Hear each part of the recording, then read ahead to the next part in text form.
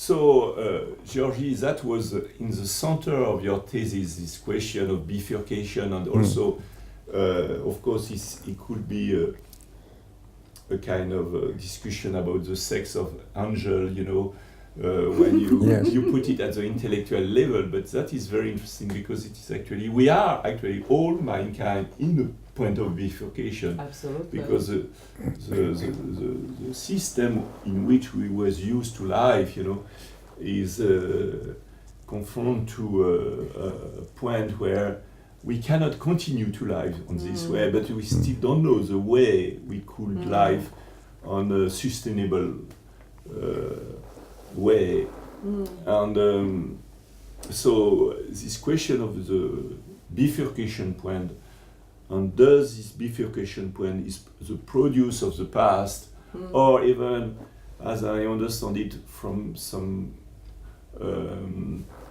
philosopher or even scientist who could come from the future. There's also the theory of we are the producer of our future. Absolutely. And not the reaction in front of our past. So, what are your ideas about this bifurcation point, which is so important? I think there are many important points need to be looked at. One of which is that our worldview. And we have been inherited a very erroneous worldview that we all separate from each other, separate from nature, from the cosmos. And then this is what Ervin was actually contradicting, that no, we actually all together. And not in a sense of in a very kind of esoteric or spiritual way, but of course it is part of that as well. But we really influence each other. We influence what one person does, what humanity does, has an influence on nature. Nature has an influence on ourselves as well. So we really are connected, and I think there is a very erroneous worldview that humanity is greater than anything and anything around us. So we can exploit nature because nature is here for our use. So this is what we need to change, because very, very slowly we actually killing our own planet from which we live. Without the planet we can't really live.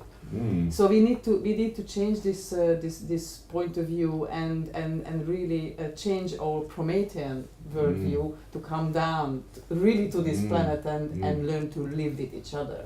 That everybody has a right to live on this planet, and we need to have a planetary consciousness, what Ervin is talking about, which is holistic, which is for cooperation, for integration, that we actually treasure diversity as opposed to against it.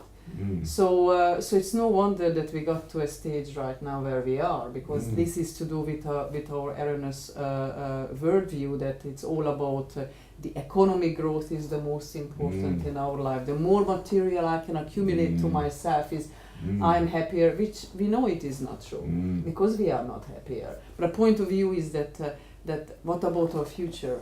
And we need to change something, because obviously there are so many things not working in our lives. So what do we need to change? And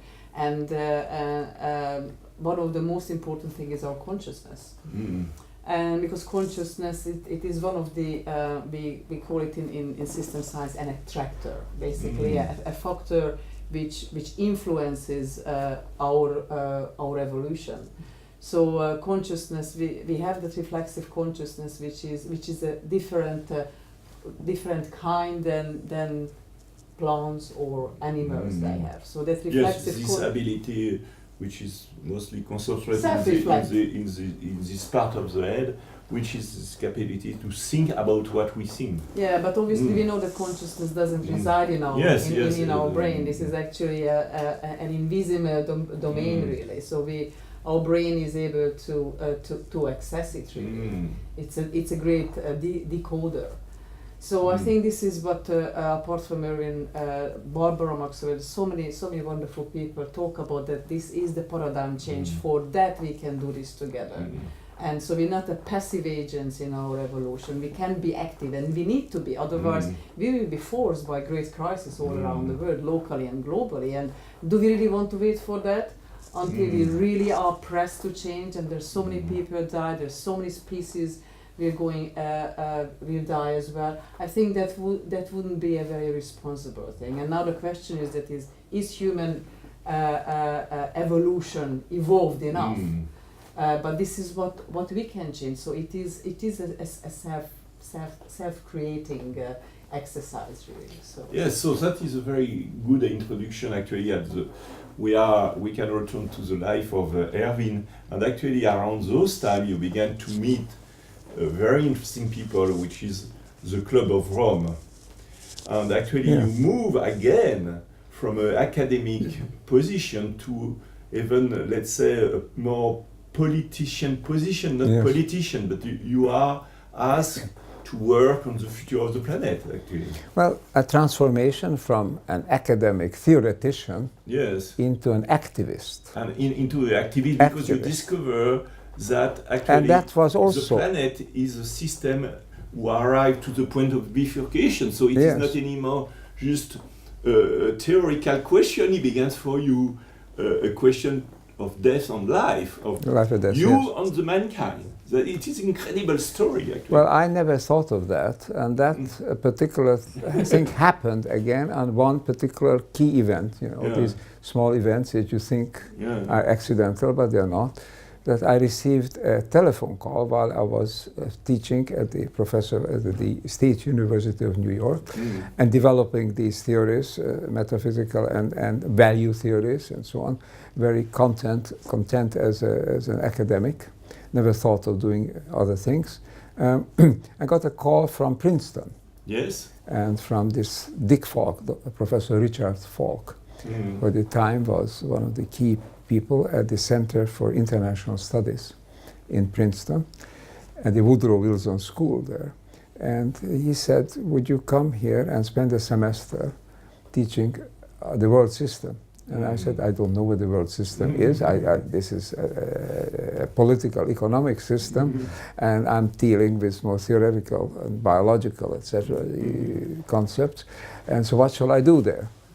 And he said that we don't need to worry about telling us what the world system is, because we have a whole program on the world system. And all you have to say is, what is your concept of the system? Explain your theory of the system and evolution. And they will try to apply it to the world system. So I accepted, and 2 months later I said goodbye, not permanently, I said sort of temporarily goodbye to my university, and I went to Princeton. You know. So that was, Princeton is still on the east or the west? That's in the east, in New Jersey. New Jersey. So it's not very far. No, it's, I was upstate New York, so I had, but we had to move because it was still all-day travel to go from one place to another. There are big distances. So I started working on the idea of all the system of humanity creating a system that evolves.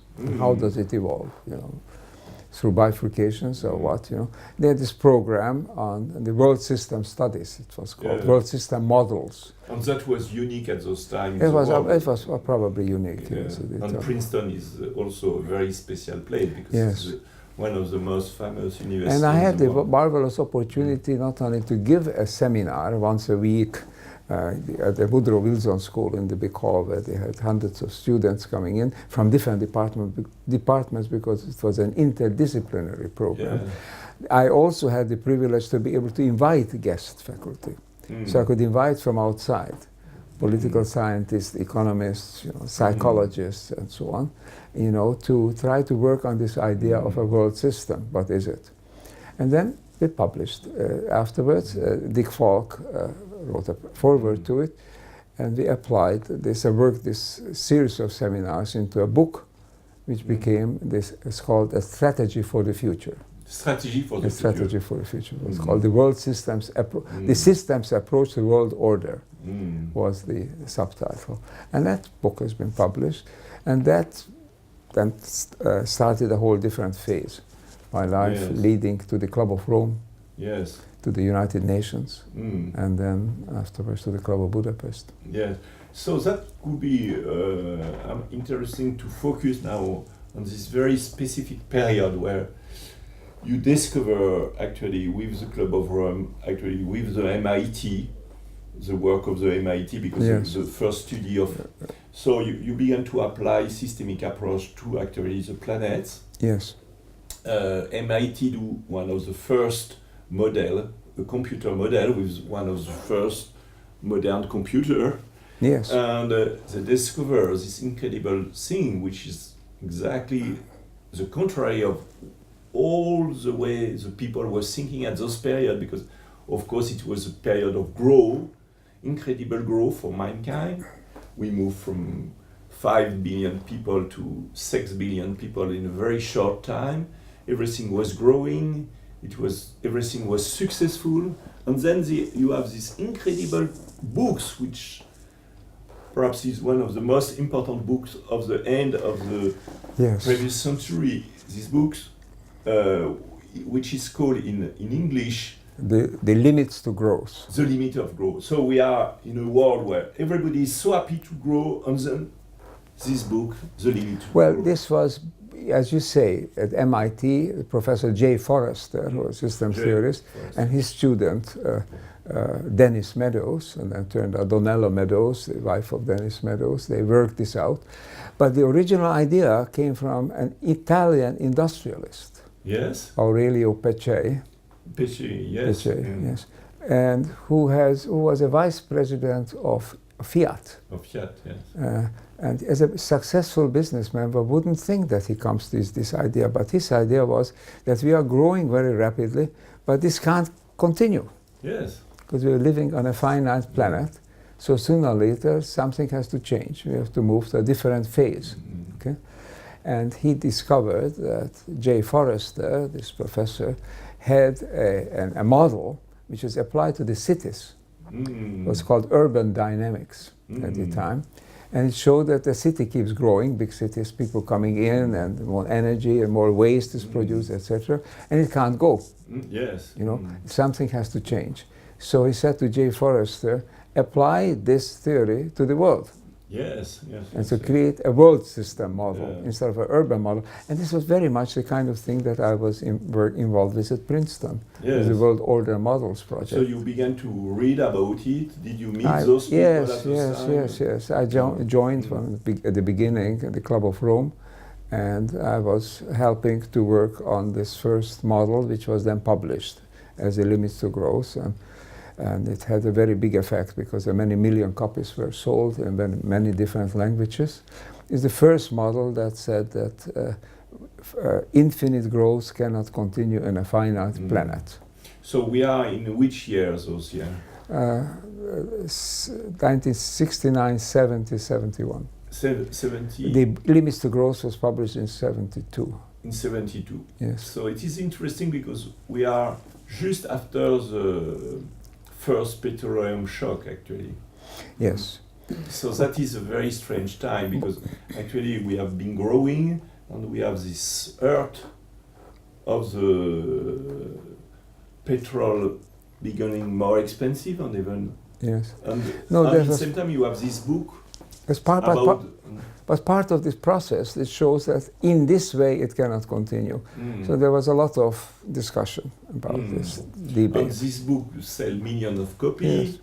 You began to do a lot of conference around this at those time, Yes. or it was yes. Yes. And The business in people same would say, time, the thing which is incredible, 30 now we are 50, we are Yes. half century later, and actually even if the book was sell millions of book in was 40 sell, years. even if there are no state who was not head of states who don't know. No, Everybody people- was knowing this. People don't want but to in the same time, realize. no decision around this. Don't want to realize that you have to take action. Yeah. What they discussed was, okay, so we understand that growth of a certain kind, Yes. which they call quantitative growth, massive growth, cannot continue the same way. It has to change. But it can change qualitatively. Different kinds of growth can continue. Even in the Club of Rome, we said certain kinds of growth, for example, growth of knowledge. Yes, grow of love. Grow, sure. All of these can grow, you know. It's a certain kind. So, but then there were so many excuses to be found for continuing to go unchanging before. That is interesting. What is your view now? You are a lot younger than us. Not that loud. Hopefully for you, Georgie. And when you look back, because you study all those papers, books, and everything, and it must be very interesting for you to see what was said at those times and how the people was concerned by the situation. And actually, you are the generation who are going to deal with this. So, what is your point of view with all this work who was made at those times, who say obviously that we was going in the wrong direction, and nobody really was able to change anything, even if we had a lot of conference, even, and you are going to speak about this, even the United Nations get involved in this, every politician know about it in America and Europe, and no decision. We continue straight in the war. Well, so what is your feeling about this? Well, it is not just my generation with in this, but your generation. Thank you. So you can't escape, all right? But I think it is. I think there's a general trend. It is like a psychology, it's a human psychology, really, that we understand that everything changes around us, yet we don't really want to change because we're just so afraid of change, really. And we change so much around us, but we haven't changed much inside. So I do see, since Ervin wrote the limits to growth, I think that it was definitely understood something much ahead of his time, or even obviously in his time as well, and really not much has changed.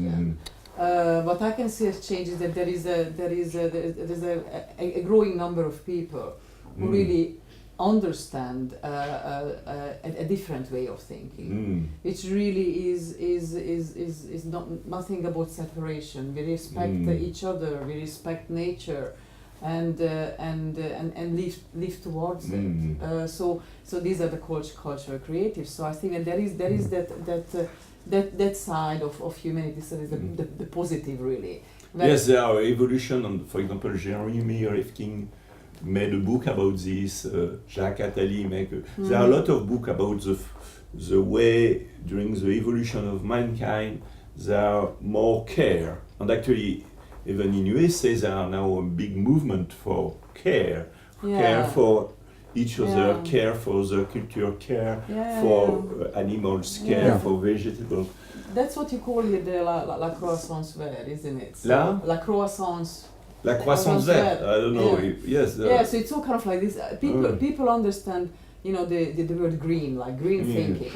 Yes. As opposed to like, oh my gosh, my consciousness. How do I change my consciousness? So if you kind of like change the angle, really, and then you talk about that, the green thinking, the green rays, like, okay, that kind of like really makes sense. So I think there is a process of change, but very slow. It is slow, I think, because the old erroneous worldview is still at force, really. Yes. And it still influences governments and leaders, at large. But of course, there is just, it is bipolarity of everything, the yin and yang as well. So there is the positive side, which is growing, and hopefully that will take a greater precedence, really, than the old paradigm way of thinking. Yes, and if we compare the evolution in the biosphere, it was very slow. It takes millions of years, and now in the noosphere, it seems to us that it is slow, but actually it is very quick in terms of evolution compared to billion of years, who was the previous evolution in the more. But that this is actually the non-linear tendency of evolution of living systems. There's a long period of almost like boredom, and there is a very short period of terror. Just like I think Ervin wrote it in one of his books. It's like a life of a policeman. No, it's like a policeman or that a fighter, really, that there's a long period of boredom and there's a short period of terror, and that is really the change, really. So then you are right, actually, to a very strange period for you, again, a change in your life, because after to be an academic, you are asked to join United Nation. Yes, the question was, when I spent some time working and first developing this idea of the limits to growth, then the question was that same businessman, Aurelio Peccei, who was the founder and the president of the Club of Rome, he turned to me and said, well, can you write what about the human limits? Yes, not only the biophysical limit, already at that time. So the question of consciousness and question of values had to come in. So he asked me if I would present a report to the Club of Rome on the inner limits or human limits. And then I did two things. I wrote a short report with conclusions about what I call the inner limits to growth. You know? The inner human limits, and because we only talked about the outer limits before, the planetary limits, what about our human limits? And the second one was a major study, which was called the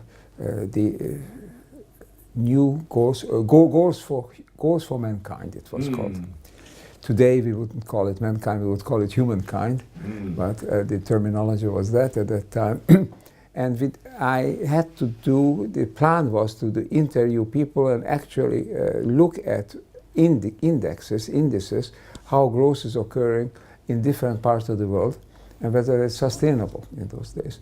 So we went to 18, 20, 25 different countries and looked at, we had collaborators in all those countries. But it was a tremendous job because it needs to have cooperation and collaboration and contact between all these different institutions. In the United Nations. That one, I said to Peccei, I can't do this, I can't even do it from Princeton. And Peccei said, I have a good friend who is the head of the United Nations Institute for Training and Research. Was Davidson Nicole from Sierra Leone. And he said, I can ask my friend if he can get an office there so we can coordinate the work, because the United Nations in those days were almost one of the very few places that have worldwide contacts. Didn't have the internet. We operated still, but with paid to travel and study all this. And you have a budget. Yes, I had a budget, and I had collaborators, so I could have put together a team. Yes, incredible. I had a core team of 15, 16 people, and an associated group of more than 70 research institutes. So we are in which year around? Now we are in 77. 77. So that it never happened again, so large research about the limits and probably not. The possibility and the different position of the country. It was some year where it was still possible to do this, but I don't know if actually there are enough money in those organizations to do this kind of work. Well, it was still an attempt to make a model, to create a model of the world in which we can show that certain kind of growth can occur, but certain other kinds cannot occur. And that we actually show that some of those values, the growth processes, are not compatible. You can't have this one going without, and the other one going as well, because there's not enough money, there's not enough resources, you know, not enough human resources also. So I think that was the idea. So in the United Nations, your work was how long? For 10 years? Well, the first working on this report was 3 years. And then when we continued the report, then something very strange happened. It's strange from outside, but in the UN it's not unusual. I had created a concept based on this. I think we need to do something. There's too much noise. Il y a quelqu'un qui sait pas qu'on est là. Ah oui, at your life, actually you finish. It is a very interesting point, but we can. It is the fact that you get retired and then your life began. Yes. No, but I say it's a joke. It's a joke, but I say always I never had retired because I couldn't be retired because I was never tired. Yes. Okay, that is very interesting. It is also a new way of life began also when you get retired from the United Nations, and then you began to make even more books, more conferences and everything. So I won't say it's okay. Let's go. Yep. Okay. So you have this period where you was working in a way on the top of the world in the United Nations. You travel all over the world. You studied the different development of countries, and how they can fit or not fit in a sustainable development. And then we arrive in the year of 90s, 1980, 84, really. 84. And what happens then? Because in those times we could say that you get a kind of huge interest in your work by the United Nations, by the American University. And then we could say also during this period began, even if you have shows that grow was a dangerous path, actually the world began to grow even more quickly than ever. So it is a very interesting period where in same time your way of thinking began to develop and spread around the world, even supported by United Nations and American. And in same time, this way of thinking was in contradiction actually with the Reagan years, or this material growth that we can observe all over the world. So how was... Well, then we realized that to have change, Yes. as Giorgio was saying before, you need to have a change in consciousness. You cannot just change a process unless your values change, and your values won't change unless your vision of the world. Yes, I think there are a very good sentence that it is very important for you, a sentence of Einstein about system approach, that you cannot think, you cannot solve the problem of a system if you are stuck inside the system. So you begin to think out of the system. Yes. So that's why we realized they have to change from the ground up. You have to what you really need is a new way of thinking. Nowadays we could call it a new paradigm, but we call it sort of a new consciousness. And for this I have then drafted a sketch of what became the declaration, the manifesto of planetary consciousness. Yes. And so I had that was a new period in your life. Yes, again. Because then from the Club of Rome, I wanted to go beyond the politicians, beyond the politics, and beyond economics. And the Club of Rome at that time was almost all taken up with leaders in business, and some economists, and some political scientists, politicians. And I said we need to pair people who are also deal more with the mentality of people, you know, Yes. to bring in artists and so on. And then began the idea of the Club of Budapest. that's right, specifically. that's right, because the Club of Rome was limited to 100 members. Yes. And had only 1 or 2 people were missing from the 100. And I said, it doesn't help much if then you get in one person like that, but we need a new club, basically. So that's why I created a kind of what we call the sister club, based on Budapest, because that's my hometown, and also we had meetings there in which organized this. So anyway, of course, Hungary have changed. yes, changed very much. They escaped from the East bloc. Yes, so Hungary underwent a transformation like that. So I wrote this down, and then I was visiting India Yes. at the time, because I've been involved with another good friend of ours of the Club of Budapest, a long-term friend, Karan Singh. Karan Singh. Who was a very interesting man. He was born as a Maharaja. His father was a Maharaja, and his father retired and resigned. And he was a Maharaja until the liberation of India from the colonial rule. And then he became a minister and so on. So a very famous personality, and a top expert on Hindu philosophy, you know. Anyway, Karan Singh asked me to join him on the board of the Auroville Foundation in Auroville, you know, in India. And I was visiting there when the Dalai Lama came to visit. Yes. So I talked to the Dalai Lama and showed him this sketch. And the Dalai Lama was so interested at the time, so he said, okay, let's see how we can develop this. Yeah. So it turned out that he had his appointments the whole day because he set up every few minutes there's somebody coming, you know, to pay visit to him. He just simply stopped everything and he said, let's sit down and work on this. So together with his secretary, we developed this original sketch into the manifesto, which was then we shared with other members of the Club of Budapest and was adopted. I think it was in '96. 96. And I adopted as the founding document of the Club of Budapest. 95, was it? 96, because we meet around those yes, times. Yes. It could have been the signature was in, we had already had it before. It was just made at this time. Yes, yes. We had a big meeting at the Hungarian Academy of Sciences. When the Dalai Lama came by, Peter Ustinov and Liv Ullmann and Václav Havel, a lot of well-known people, Yehudi Menuhin. So they had a selection of artists, literary people and political people.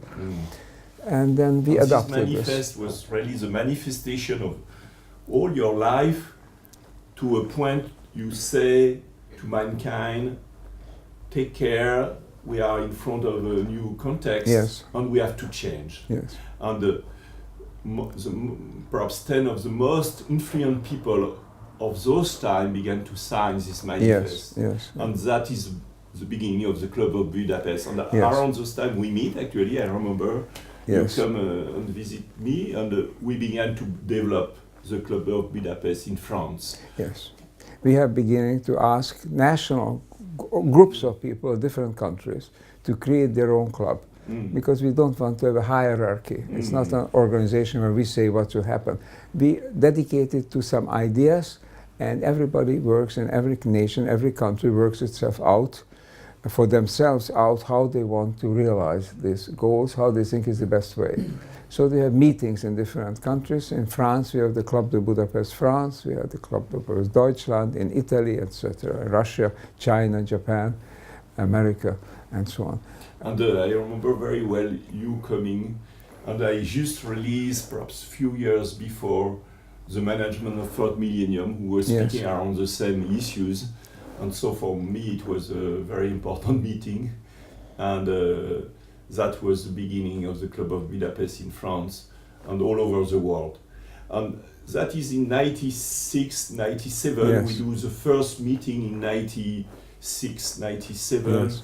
It was a very informal meeting because we don't know exactly how to handle those big questions. We began to publish, to present, to translate the manifesto in French. We do a brochure, we began to have meeting around those ideas. And we are now in 2014. This interview is in 2014. So, and our time is now short. The video, I mean. But also in the world, yes. And so to make a long story short, how you see this last 20 years, because we have been active in the spirit of the manifesto for 20 years. And of course, it is interesting to see it as a loop. Your thesis in all this story is very interesting, because then you are supporting all this work again in front of the Sorbonne. So I think it is a kind of big main stone. How you see these 20 years of activists all over the world? How you observe it? What are your main conclusions of it? And we will say 2 words about the future then. Well, there are 2 things are happening simultaneously. Yes. One is we recognize that when we talked about the necessity for change is becoming very real. Because before we talked about we'll have to change sometime in the future, now we realize that change has started and they have to change. So there are such things, for example, as first the resource shortages, you know, the oil shock. Then the pollution problems, and now we have the climate change problems. And these things make it very clear that the time to change has come. Yes, even today it is a lot warmer than ever in France for this period. And if you look at the calculations of how the consequences would be, it's really very, very dangerous, because human life can only be sustained in a certain range of temperatures. Yes. You need to have sufficient water, for example. You need to have, therefore, precipitation. So if you don't change in time, then we'll have a world in which, sure, the humanity will survive, but not that many people. Yeah. Now we are 7 billion more people and more. And if you change the climate, God knows how many of those will be able to live, because there will be many areas will become arid. And the water level will rise and will flood over many other areas.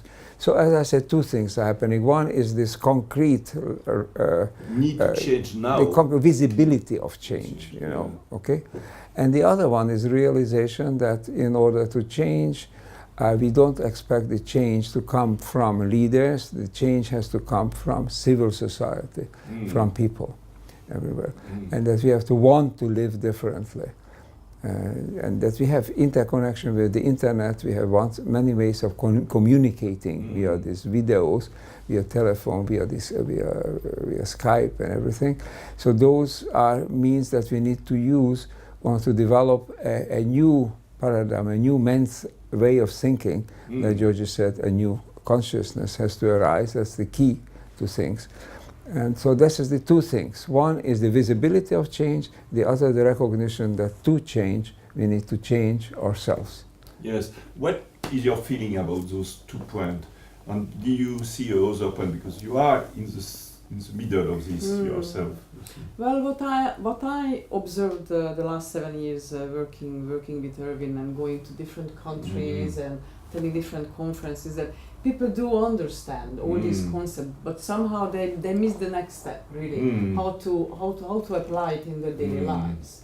And I think I go back yet again to the point that I was emphasizing before, that this is really the worldview, the change in the worldview, really. Because it's okay that people say, oh, okay, I need to recycle, but if you don't know why you're recycling, then actually such action is not going to lead anywhere, in the future, really substantially.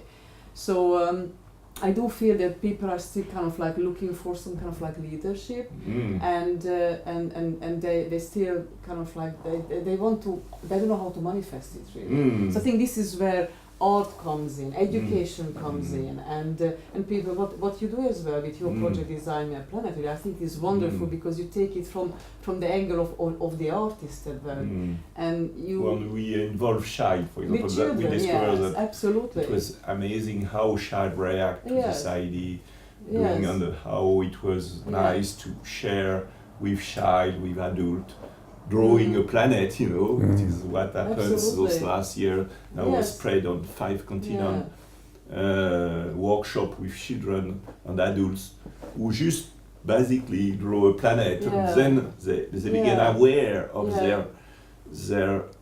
their feeling about what is happening. I think this is important, education, really, not just the level of the young children, but adults as well. So education can actually come in as a very powerful tool and force as well to influence people's thinking.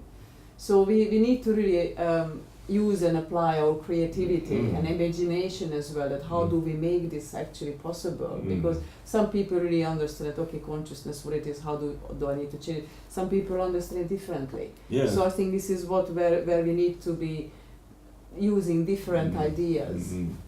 What happens also these last 10 years, and begin to develop very quickly, and it is the idea of Barbara Marx Huber. It is also the people who are the most aware of this situation began to connect all over the planet, and there are growing group of persons working on a systemic way to influence the world and really transform it, and we can have a lot of awe, because we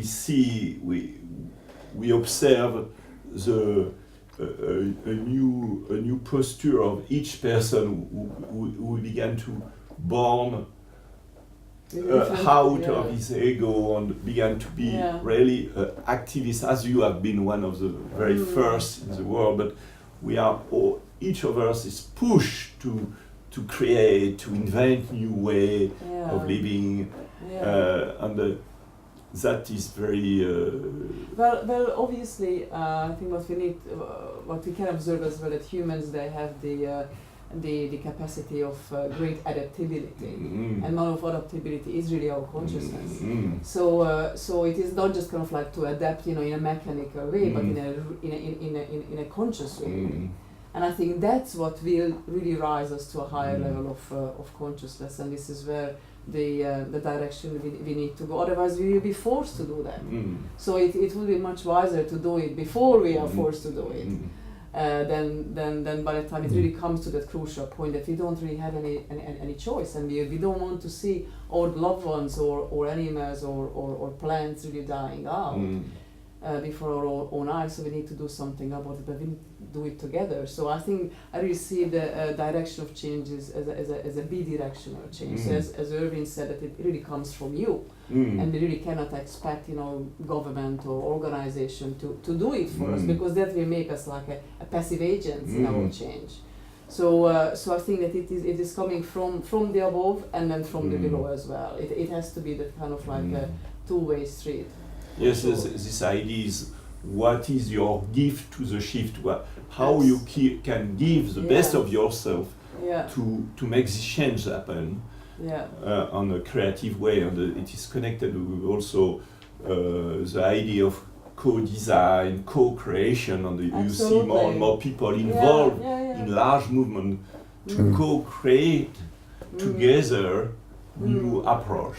Yes. So perhaps let's finish on this. Yeah, What one last, just do il faut une question sur le futur et yes, après, exactly. ouais. Yeah, let's finish on on the future. How will you see the next 10 years? What do we need to achieve those next 10 years? Ervin and Georgie, and then You say. Now you can. But what I would like to see is just we actually been talking about exactly that how we become really creative and creatively create a great civilization which respects diversity, which respects our nature, because we need nature really. We need each other, because one single person can't really live alone on this, but that would be really boring. So I think we can do it. We can do it definitely, and I believe that I have a positive attitude to this. But it has to be a collective effort. Yes, and Ervin. Well, that's absolutely right. I think we have to identify the key points in the system that can create change. And we thought it was politics, but it's not really. That was the business. It's also, but there are within politics and within business, there are some key types of people, and but also in civil society, which comes to in communications, in media, for example, and all kinds of ways that you can communicate to children, to young people, in education. So I just call it in general opinion leaders. Yes. If you can talk to people whose voice can create some resonance. If there is a group of people coming together and creating larger groups who are opinion shapers, opinion makers, then perhaps change will be precipitating faster. The world is cooperating, nature is cooperating, because it shows that this change in weather that we are having now, it shows that this is abnormal, But so nowadays we have to get a recognition in business that is, and in politics, is not only finding sustainability, because if we try to sustain a system which is wrong, which goes in the wrong direction for a while, then it will crash later, but in a much bigger crash, So we have to have an idea of transformation, or bifurcation, of new consciousness.